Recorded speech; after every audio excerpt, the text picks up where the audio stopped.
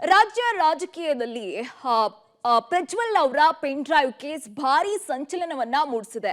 ವಿದೇಶದಲ್ಲಿರುವಂತಹ ಪ್ರಜ್ವಲ್ಗೆ SIT notice ನೀಡಿದ್ರು ಕೂಡ ವಿಚಾರಣೆಗೆ ಹಾಜರಾಗಿಲ್ಲ.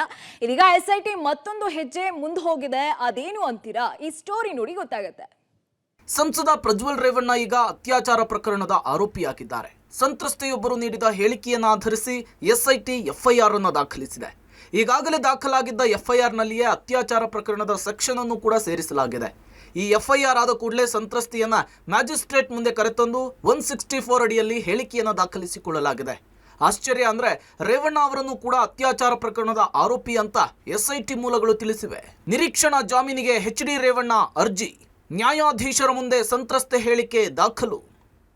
ಹಾಸನದಲ್ಲಿ ಹರಿದಾಡಿದ್ದ ಅಶ್ಲೀಲ ಪೆನ್ಡ್ರೈವ್ ಪ್ರಕರಣ ಇದೀಗ ಕೋರ್ಟ್ ಅಂಗಳಕ್ಕೆ ಬಂದಿದೆ. ಎಸ್ಐಟಿ ನೋಟಿಸ್ ಬೆನ್ನಲ್ಲೇ ಮಾಜಿ ಸಚಿವ ಎಚ್.ಡಿ. ರೇವಣ್ಣ ಕೋರ್ಟ್ನ ಕದ ತಟ್ಟಿದ್ದಾರೆ. ನಿರೀಕ್ಷಣಾ ಜಾಮೀನಿಗಾಗಿ ಅರ್ಜಿ ಸಲ್ಲಿಸಿದ್ದಾರೆ. ಇವತ್ತು ಜನಪ್ರತಿನಿಧಿಗಳ ವಿಶೇಷ ನ್ಯಾಯಾಲಯದಲ್ಲಿ ಅರ್ಜಿಯ ವಿಚಾರಣೆ ನಡೆದಿದೆ. ಎಫ್ಐಆರ್ನಲ್ಲಿ ಜಾಮೀನು ನೀಡಬಹುದಾದ ಆರೋಪಗಳ ಬಗ್ಗೆ ಇದ್ದು ನಿರೀಕ್ಷಣಾ ಜಾಮೀನು ಅರ್ಜಿ ಹೇಗೆ ಊರ್ಜಿತವಾಗುತ್ತೆ? ನೀವು ವಿಚಾರಣಾ ನ್ಯಾಯಾಲಯದಲ್ಲಿ ನೇರವಾಗಿ ಹಾಜರಾಗಬಹುದಿತ್ತಲ್ಲ ಅಂಥೇಳಿ ರೇವಣ್ಣ ಪರ ವಕೀಲರಿಗೆ ನ್ಯಾಯಾಧೀಶರು ಪ್ರಶ್ನೆ ಮಾಡಿದ್ದಾರೆ. ಮ್ಯಾಜಿಸ್ಟ್ರೇಟ್ಗೆ ಅತ್ಯಾಚಾರ ಆರೋಪವನ್ನು ಸೇರಿಸಲು ಅರ್ಜಿ ಸಲ್ಲಿಸಿದ್ದು, ಇದಕ್ಕೆ ಎಚ್.ಡಿ. ರೇವಣ್ಣ ಪ್ರಮಾಣ ಪತ್ರವನ್ನು ಸಲ್ಲಿಸಿದ್ದಾರೆ ಅಂಥೇಳಿ ರೇವಣ್ಣ ಪರ ವಕೀಲ ಮೂರ್ತಿ ಡಿ ನಾಯಕ್ ಕೋರ್ಟ್ ಗಮನಕ್ಕೆ ತಂದರು.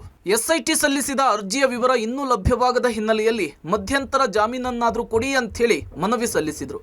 ಎಸ್ಐಟಿಗೆ ನೋಟಿಸ್ ಜಾರಿ ಮಾಡಿದ ನ್ಯಾಯಾಧೀಶರು ಆಕ್ಷೇಪಣೆಯನ್ನು ಸಲ್ಲಿಸಲಿಕ್ಕೆ ಅವಕಾಶ ಕೊಟ್ಟು ನಾಳೆಗೆ ವಿಚಾರಣೆಯನ್ನು ಮುಂದೂಡಿ ನ್ಯಾಯಾಧೀಶ ಸಂತೋಷ್ ಗಜಾನನ್ ಭಟ್ ಮುಂದೂಡಿದ್ದಾರೆ. ಹೊಳೆನರಸೀಪುರದಲ್ಲಿ ದಾಖಲಾಗಿದ್ದ ಲೈಂಗಿಕ ದೌರ್ಜನ್ಯ ಪ್ರಕರಣದ ಸಂಬಂಧ ಸಂತ್ರಸ್ತ ಮಹಿಳೆ ನ್ಯಾಯಾಧೀಶರ ಮುಂದೆ ಸಿಆರ್ಪಿಸಿ 164 ಅಡಿ ಹೇಳಿಕೆಯನ್ನು ದಾಖಲಿಸಿದ್ದಾರೆ.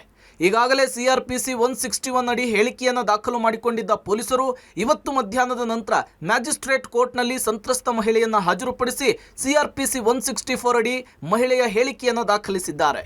ಪ್ರಜ್ವಲ್ ರೇವಣ್ಣ ವಿರುದ್ಧ ಯೂತ್ ಕಾಂಗ್ರೆಸ್ ಪ್ರತಿಭಟನೆ, ಪಂಜಿನ ಮೆರವಣಿಗೆ ಮಾಡಿ ಘೋಷಣೆ ಕೂಗಿ ಆಕ್ರೋಶ. ಇನ್ನು ಪ್ರಜ್ವಲ್ ಮತ್ತು ರೇವಣ್ಣ ವಿರುದ್ಧ ಯೂತ್ ಕಾಂಗ್ರೆಸ್ ಪ್ರತಿಭಟನೆಯನ್ನ ಮಾಡಿದೆ. ರೇಸ್ ಕೋರ್ಸ್ ರಸ್ತೆಯಲ್ಲಿರುವ ಕಾಂಗ್ರೆಸ್ ಭವನದಲ್ಲಿ ಪಂಜಿನ ಪ್ರದರ್ಶನವನ್ನು ಮಾಡಿ ಆಕ್ರೋಶವನ್ನು ಹೊರಹಾಕಿದ್ದಾರೆ. ಪ್ರಜ್ವಲ್ ರೇವಣ್ಣ ಅವರನ್ನು ಕೂಡಲೇ ಬಂಧಿಸಬೇಕು ಅಂತೇಳಿ ಯೂತ್ ಕಾಂಗ್ರೆಸ್ನ ಕಾರ್ಯಕರ್ತರು ಆಗ್ರಹಿಸಿದರು. ಕಾಂಗ್ರೆಸ್ ಪಕ್ಷ ಸ್ಪೆಷಲ್ ಪೊಲೀಸ್ನ ಕರ್ಕೊಂಬಂದಿನ ನೇಮಕ ಮಾಡಿಲ್ಲ, ಎಸ್ಐಟಿ ರಚನೆ ಮಾಡಿಲ್ಲ. ಯಾವ ಪೊಲೀಸ್ ಇದೆ, ಕರ್ನಾಟಕ ಪೊಲೀಸು ಬಲಿಷ್ಠವಾಗಿದ್ದಾರೆ, ಅವರು ಸರಿಯಾಗಿ ತನಿಖೆ ಮಾಡ್ತಾರೆ.